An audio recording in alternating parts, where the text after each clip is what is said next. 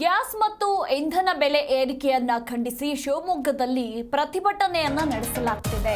ಶಿವಮೊಗ್ಗ ಜಿಲ್ಲಾ ಯುವ ಕಾಂಗ್ರೆಸ್ನಿಂದ ನಡೀತಾ ಇರುವಂತಹ ಪ್ರೊಟೆಸ್ಟ್ ಇದು. ಕೇಂದ್ರ ಸರ್ಕಾರದ ವಿರುದ್ಧ ಕಾಂಗ್ರೆಸ್ ಪ್ರೊಟೆಸ್ಟ್ ಅನ್ನ ಹಮ್ಮಿಕೊಂಡಿದೆ. ಸಿಟಿ ರವಿ ವಿಜಯೇಂದ್ರ ಪ್ರತಿಕೃತಿಯನ್ನ ಕೂರಿಸಿ ಪ್ರೊಟೆಸ್ಟ್ ಅನ್ನ ನಡೆಸಲಾಗ್ತಾ ಇದೆ. ಅಗತ್ಯ ವಸ್ತುಗಳ ಬೆಲೆ ಏರಿಕೆಯಿಂದಾಗಿ ಜನರಿಗೆ ತೊಂದರೆಯಾಗ್ತಾ ಇದೆ. ಹೀಗಾಗಿ ಗ್ಯಾಸ್ ಮತ್ತು ಡೀಸೆಲ್ ದರವನ್ನ ಇಳಿಸುವಂತೆ ಕೇಂದ್ರಕ್ಕೆ ಆಗ್ರಹಿಸ್ತಾ ಇರುವ ಶಿವಮೊಗ್ಗ ಜಿಲ್ಲಾ ಯುವ ಕಾಂಗ್ರೆಸ್ ಕಾರ್ಯಕರ್ತರು ಜನ ವಿರೋಧಿ ಸರ್ಕಾರ ಇದು ಅಂತ ಇದೇ ಸಂದರ್ಭದಲ್ಲಿ ಪ್ರತಿಭಟನಾಕಾರರು ಘೋಷಣೆಗಳನ್ನ ಕೂಗಿ ಆಕ್ರೋಶವನ್ನ ಹೊರಹಾಕ್ತಿದ್ದಾರೆ.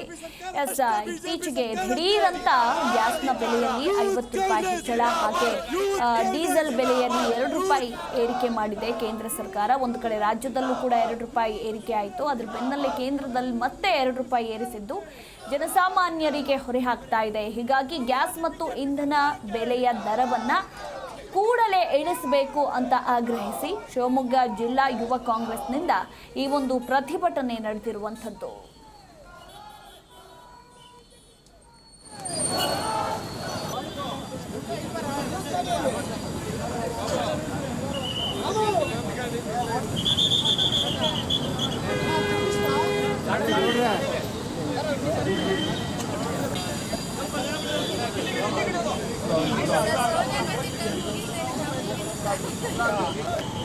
यूथ कांग्रेस जिंदाबाद, यूथ कांग्रेस जिंदाबाद। मोदी हटाओ, देश बचाओ, मोदी हटाओ, देश बचाओ। कोमुवादी बीजेपी के कोमुवादी विरोधी बीजेपी सरकार